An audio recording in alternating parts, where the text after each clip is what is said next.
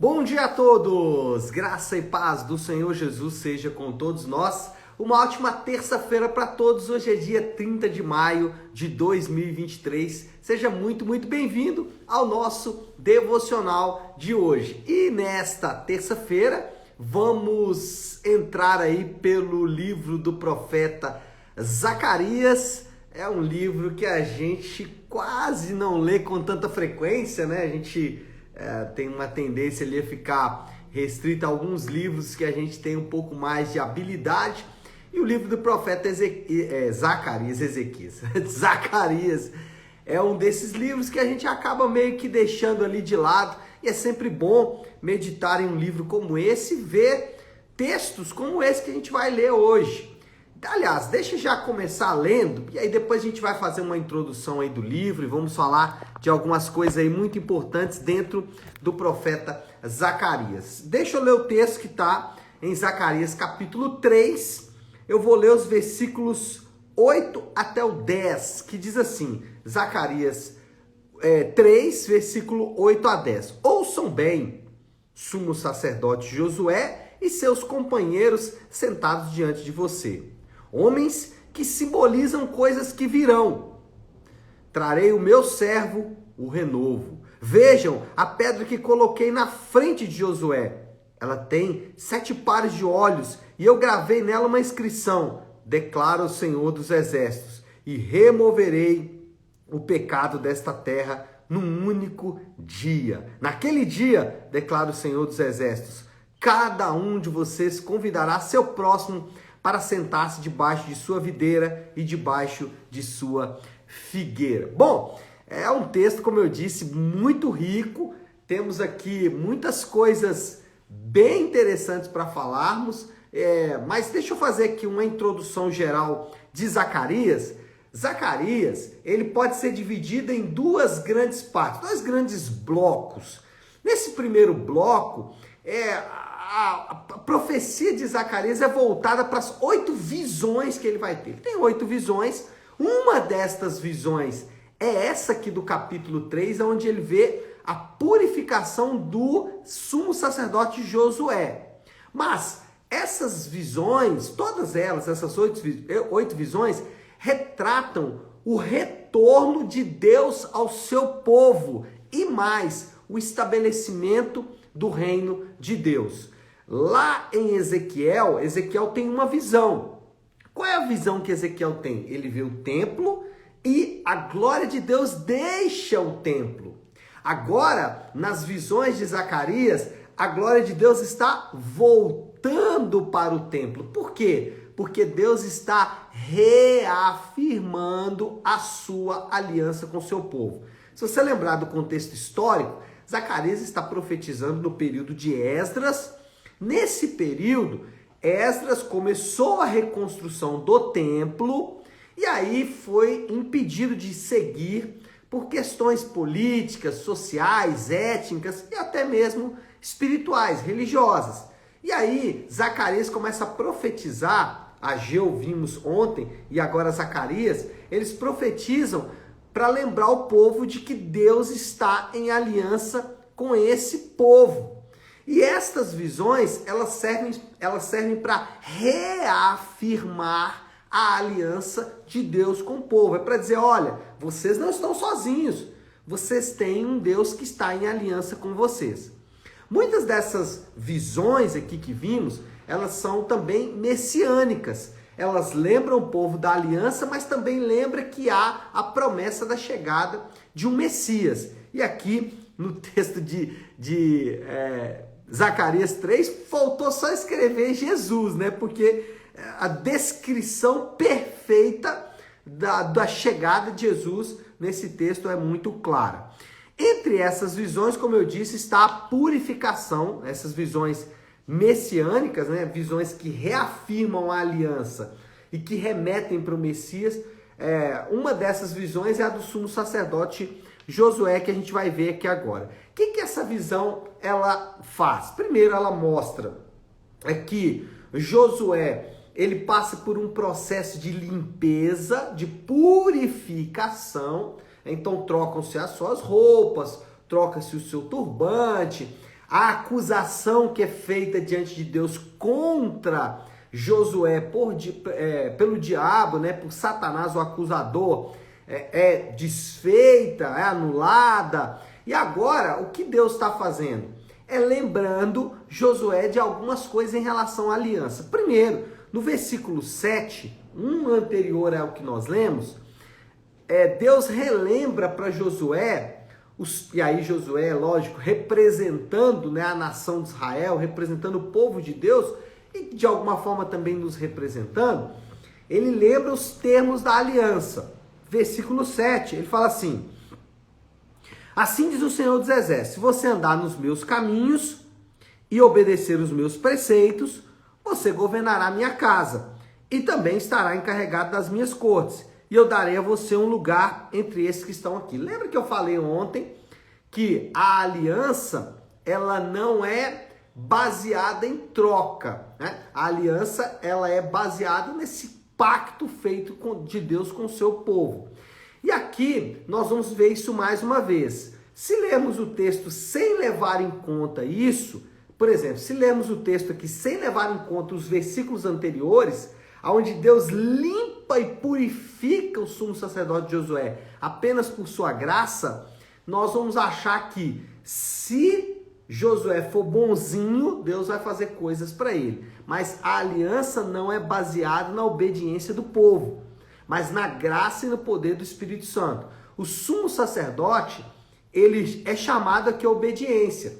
Josué é chamado a obedecer. Ele é falado para ele que, olha, tem aqui condições para que a aliança se estabeleça. Essa condição, ela está ligada à sua obediência. Porém, lembra, o sumo sacerdote, ele já está limpo, ele está pronto. Ou seja, Deus vem, visita o sumo sacerdote, limpa ele, purifica ele e depois diz: agora você pode obedecer. Então ele é chamado à obediência depois que a graça de Deus o alcançou, depois que o poder de Deus o alcançou, depois que a limpeza e a purificação de Deus o alcançou. E aí, os crentes, nós somos chamados a viver de acordo com os termos daquele que nos limpou e nos capacitou. Aqui é para lembrar que também no Novo Testamento os crentes são chamados à obediência. Por quê? Porque eles foram limpos e foram capacitados pelo Espírito Santo. E porque foram limpos e capacitados pelo Espírito Santo, devem viver de acordo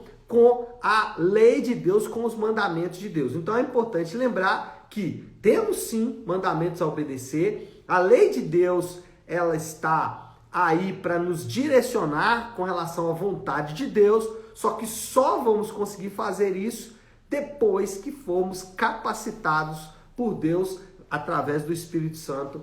Depois que somos limpos por Deus através do Espírito Santo, é que vamos poder obedecer. Então o primeiro aspecto é os termos da aliança. Deus está reafirmando: olha, uma vez que vocês foram limpos, agora vocês podem obedecer. Mas não só isso. Temos também as promessas e o poder da aliança. E é o que a gente viu ali no versículo 8 e 9. Eu quero só destacar quando ele fala assim,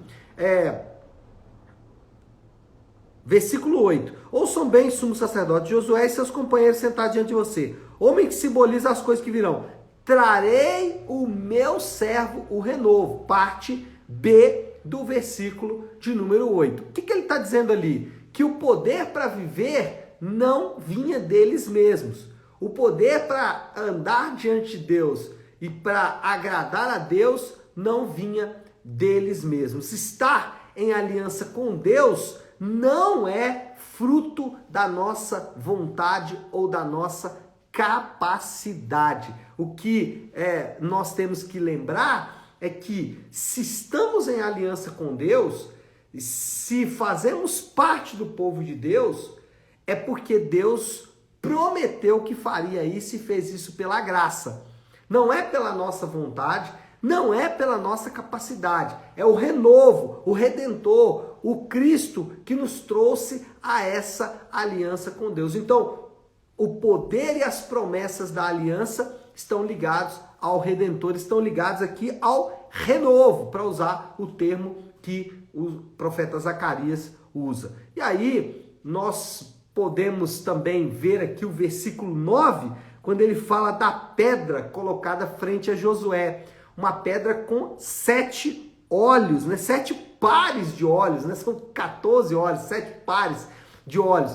Parece assim, um negócio meio estranho, né? Uma pedra com 7 olhos. Aliás, uma pedra com olho já é um negócio muito estranho. Com 7 pares de olhos é ainda mais estranho. Mas isso aqui é para mostrar o quê? Sempre essas menções de olhos, né, na Bíblia, essas figuras assim muito diferentes, normalmente elas se referem ao Espírito Santo. Então, aqui é para mostrar que quando contemplamos a glória de Deus, nós somos empoderados para servir ao Senhor. A ideia aqui é o seguinte: quando contemplamos essa pedra com 7 pares de olhos, né, quando contemplamos a glória de Deus, a imagem de Deus, quando contemplamos Jesus Cristo, nós então recebemos poder para servir. Então, as promessas e o poder da aliança estão ligados ao próprio Deus. Não fazemos isso por vontade própria,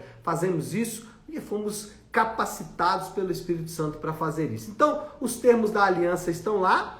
Olha, vocês têm que obedecer. O poder para obedecer a aliança também está lá, né? Somos capacitados pelo Espírito Santo para obedecer aos termos da aliança. E por último, a abrangência da aliança. Versículo 10 fala: naquele dia, declara o Senhor dos Exércitos, cada um de vocês convidará o seu próximo para sentar-se debaixo da sua videira e debaixo da sua figueira. Olha só, nesse ponto aqui vai mostrar o que nós comumente vamos ver tanto nas palavras de Jesus como em Atos. Jesus, ele antes de ascender aos céus, ele promete uma abrangência maior do Espírito Santo. Ele promete uma atuação maior do Espírito Santo nos crentes. Os crentes que na antiga aliança estava restrita a habitação apenas dos judeus e apenas naquela região geográfica, né? Então era só na nação de Israel. O Espírito Santo estava restrito ao povo de Deus e também a alguns crentes entre eles que eram capacitados para servir no ministério. Agora eles vão não só mais estar restrito à nação de Israel, né? Então o Espírito Santo que antes estava restrito ao povo de Deus, estava restrito à nação de Israel, agora todas as nações são chamadas ao arrependimento e à fé. Então a abrangência da atuação do Espírito Santo é maior. Jesus vai falar sobre isso lá em João capítulo 17, sobre ele ir para que o Espírito Santo venha. A ideia ali é, olha, agora o que estava restrito à nação de Israel vai se tornar ainda maior, vai alcançar povos de toda tribo, língua, raça e nação. E o Novo Testamento, o restante, as cartas apostólicas vão caminhar nessa direção para mostrar exatamente que a abrangência da atuação do Espírito Santo agora é maior. E aqui já em Zacarias 3 tem essa promessa, mas não só isso, também que todos os crentes são capacitados com dons.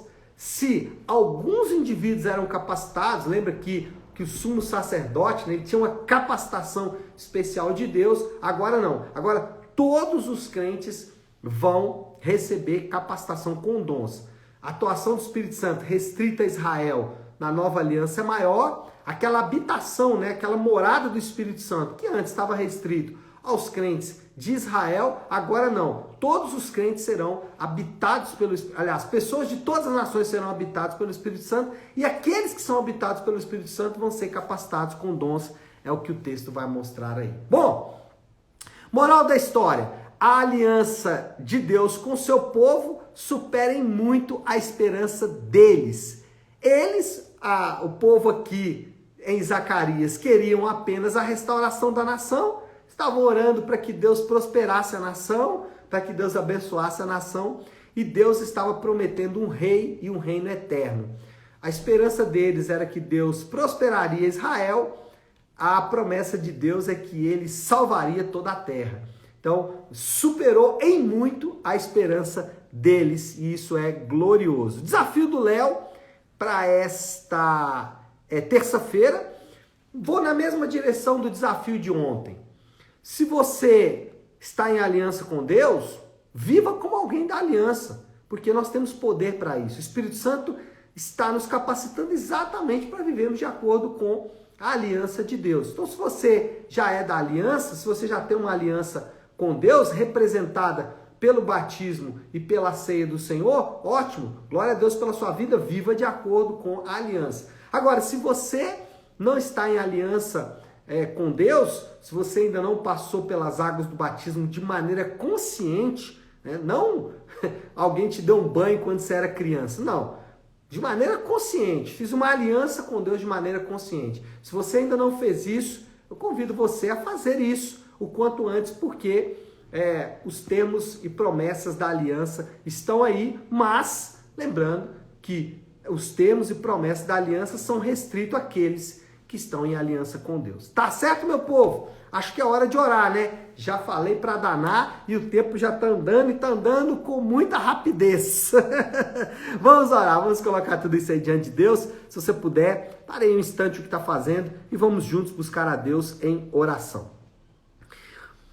Querido Deus, Pai de amor e graça, obrigado por tua aliança tão gloriosa, uma aliança que promete a nossa purificação, a nossa santificação, a nossa autorização para estarmos diante do Senhor, mas não só isso, promete também um reino eterno, promete, Senhor Deus, a atuação do teu Espírito em nós mesmos, e isso é absolutamente glorioso. Perdoa-nos porque às vezes nos esquecemos disso, perdoa-nos porque às vezes não vivemos como pessoas da aliança, mas nessa manhã reconhecemos que precisamos fazer isso e clamamos para que o Senhor nos dê graça, para que assim vivamos de acordo com a tua vontade. Essa é a nossa oração e oramos assim em nome de Jesus. Amém. Amém, meu povo? Bom, então é isso. Nós vamos ficando por aqui. Que Deus te abençoe. Uma ótima, uma excelente terça-feira para todos. Fiquem com Deus.